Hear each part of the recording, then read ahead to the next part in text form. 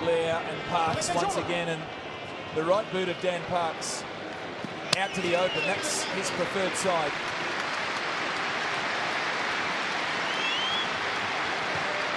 Scottish for mine are looking pretty good. They're defending well, they're taking smart options. The Argentinians seem a fraction off the pace. Not quite the urgency we've seen from them in the last couple of games. Oh, on Sarah there, trying a sneaky little backdoor. He had a good angle on it, Dor. He did. What you do is you look to whether the first defender in the line-out is facing the middle, and if he is, you've always got that opportunity because he's not going to see it. Joel Judge was asleep on that occasion, and this time, in the conventional manner, Hernandez Love brings it down. Amazing, in this World Cup, every time you see a rolling maul, you see a body of the opposition underneath it. It's a pretty brave thing to do. There's another one. The Argentines, they're very patient in everything they do, whether it's pick or go or rolling maul. They'll just hang around and wait. They've got a pretty good recycle. They've backed themselves in this aspect of the game across the tournament. The ball there for Pichot now. Hernandez, a short pass to Contepomi, but Dewey was waiting in the centres, wrapped up his Puma opponent. Contepomi wrestles it back. His brother Felipe was under an illness cloud during the week, recovered from the flu. At the moment, maybe the Argentinians just a tiny little bit gun-shy.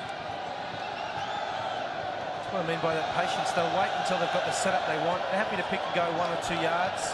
If you hold on to the ball, the opposition can't score. They've got a lot of faith in their recycle.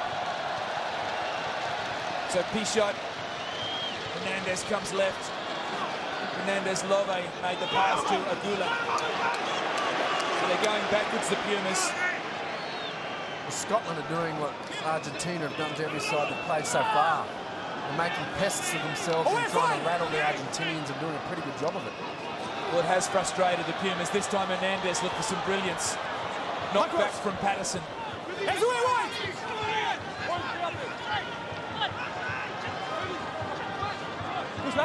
This time the Scots play the patience game.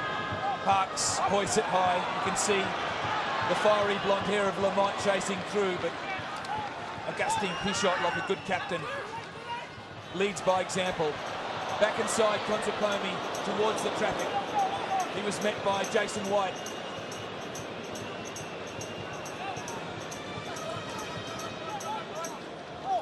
No, it's fine. So these sides wrestling with each other at the moment. One waiting for the other to give the glimpse of an attacking opportunity. Maybe it's here with Hernandez. He has a dash himself, Juan Martin. And the penalty. High tackle. Referee explaining that. Time off. A little bit of push and shove on the ground. I blow my whistle. Well, Hernandez resenting the tackle. Come on. Question is, time off. Okay. did he fall into it? Nathan Hines looks guilty as charged, Your Honour. Well, everything's high from up there, isn't it? Come on. Big man on little man. And this for Felipe Contepomi. It was high contact made with the neck. Anything that involves anything to do with the neck these days, referees are pretty heavy on. Well, we had a chat with Stu Dickinson during the week, and he confirmed that fact. Even if a player or an attacking player is slipping into it, if contact is made with the head or neck, it will be a penalty, and Joel Judge made that decision immediately. And the way he explained it was that if any player ducks, then otherwise it would give players free rein to attack the head of that player. So you've simply got to accept it, and you've got to drop your height no matter how much they do.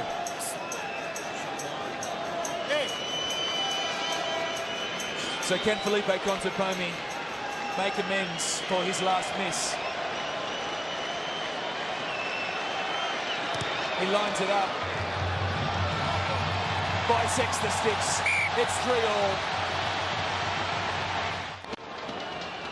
So we're all square at Stade de France. That trumpeter is everywhere. Patterson signals the charge from the Scottish pack. Ledesma Argentina does well. Gonzalo Longo it was, the back of the pack. Charge down from Scotland. Play on. Corletto 22. has no option to ground the ball and will come back for a 22. Well, for charge down, it's absolute lottery as to where the ball bounces from that stage. So Argentina extremely lucky to get out of that. They were lucky. Good pressure from the Scots, though. Not going to make it easy for the Argentinians to get a decent kick away. It's already in this match over 30 kicks. There's another one. Not sure if that goes on the stats, but that's a big drop kick from Hernandez and Lamont. Hoists it high, chases through. No pressure on Hernandez, but he slips over.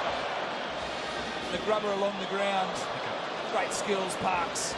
Patterson steps inside. That's wide.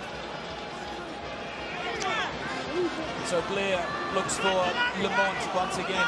That's Sean Lamont, the older brother of Rory. Sorry, Rupert, I saw then Dan Parks pointing to the sky.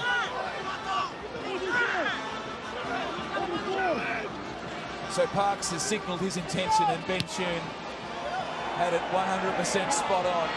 That is high in the sky. The Pumas let it bounce. This time they come away with it through Agula. And the penalty again. Red form. And then the ruck. So to be honest, we didn't expect a spectacular affair of the running rugby variety that perhaps the Fijians promised this afternoon.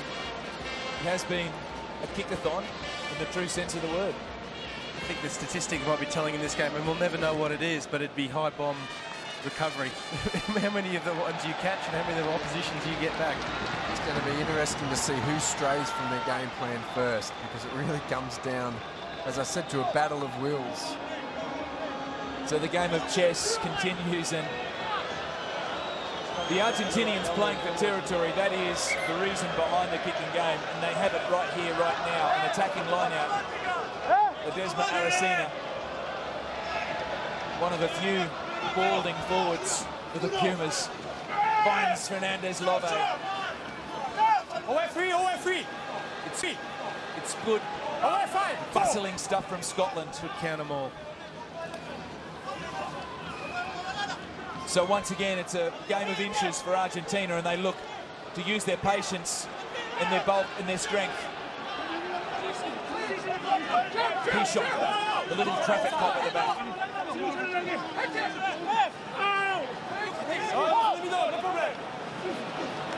Alistair Hogg makes a nuisance of himself, but Ledesma comes away with it.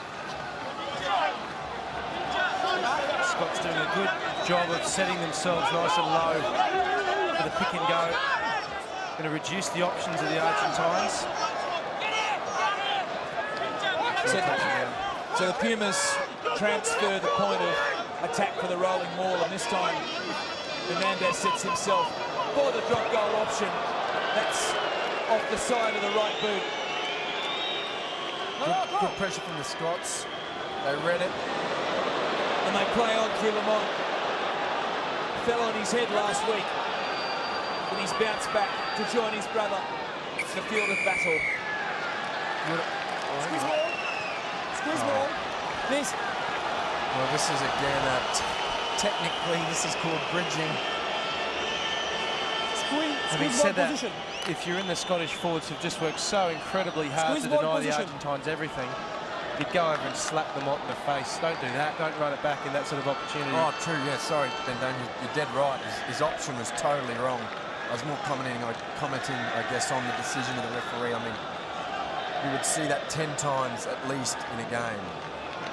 Yeah, bridging is the man coming straight over and placing the ball between his legs. The referee will argue there that he's not allowing the opposition a fair go at getting their hands on the ball, which technically he is right, but he's laying the egg, isn't he? He is laying the egg. And as I said, technically he's right, but gee, we see a lot of it. It's a pretty recent thing, making it illegal bridging. It was massive in the '99 World Cup. So the decision from Lamont in the first place is one that he'll regret. It gives Contepomi this penalty kick to take Argentina to the front.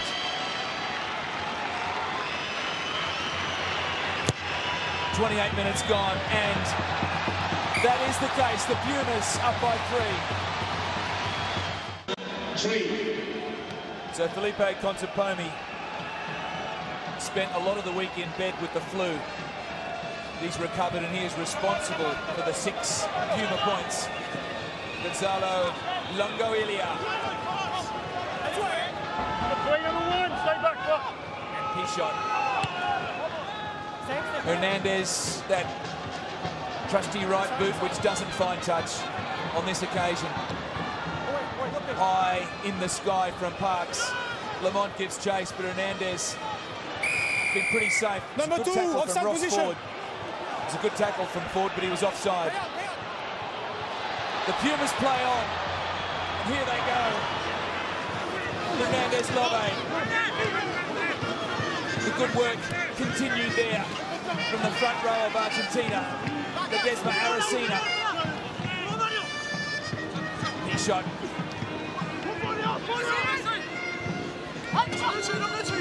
Back inside Coletto's pass.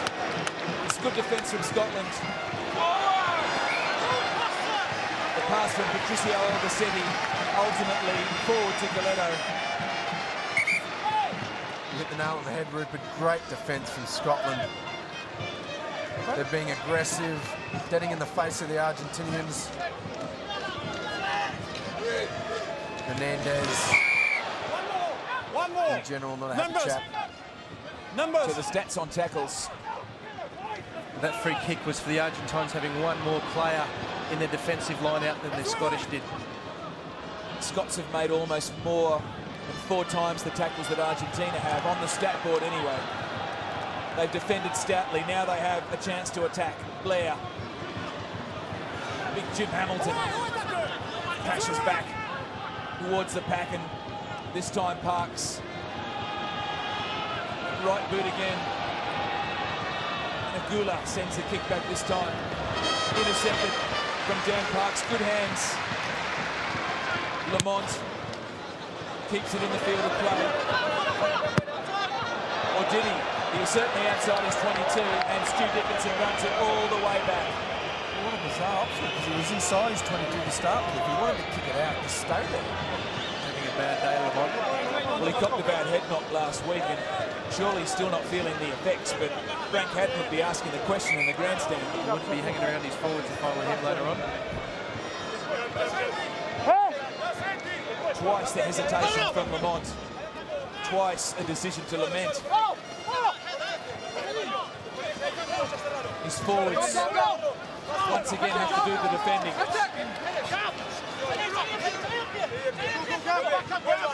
The thing with the Argentines, we learned from guys like Noriega and Hassan, is just how strong they are in the upper body. Celso is one of those. Roncero, Ledesma, Aracena, but the Scots have wrestled it away. Charge down. Longoilia gives chase. Gonzalo, he scores the try. Up there, Gonzalo Longoilia. Jonathan Catlin is upstairs. It is a try or not try? And our mate, Rory Lamont, Missed it again. It's one of the 2 brothers. a little bit of a hesitation. Well, can they rule on an offside? I don't think so. It's just the grounding. Great charge down. I was just about to say, oh, they got the wrong bloke chasing it, but Got a great bounce did get a great bounce. and fantastic hands for a big man. Absolutely. That was Sean Lamont. So between the 2 brothers, they're not having a good experience tonight. So the whistle of Joel Judge, you heard in the background, awards the first try of the match.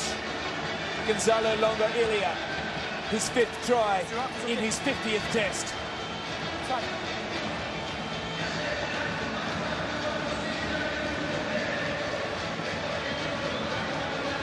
If you think the music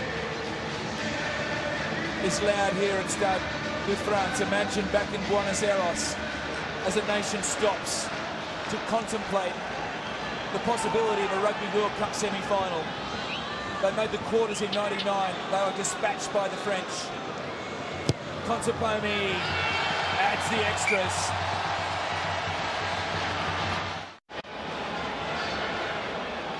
It's a great hands from Longo Ili.